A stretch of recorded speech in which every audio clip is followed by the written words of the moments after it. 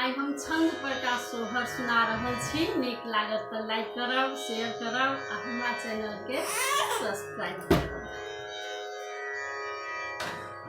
देव की जसोदा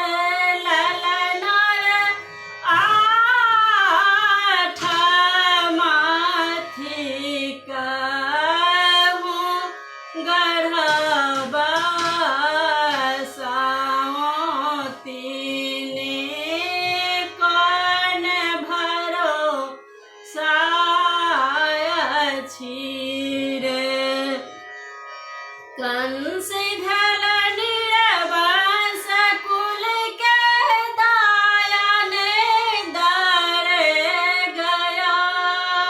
कंस भल नीरवंश कुल के दायन दर गया।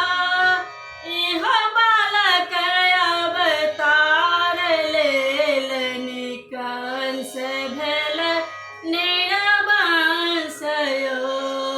इह बालक अवतार लेलनि कंस भल निरवंशयो। सुरहि दासा सोहर गावा लगा।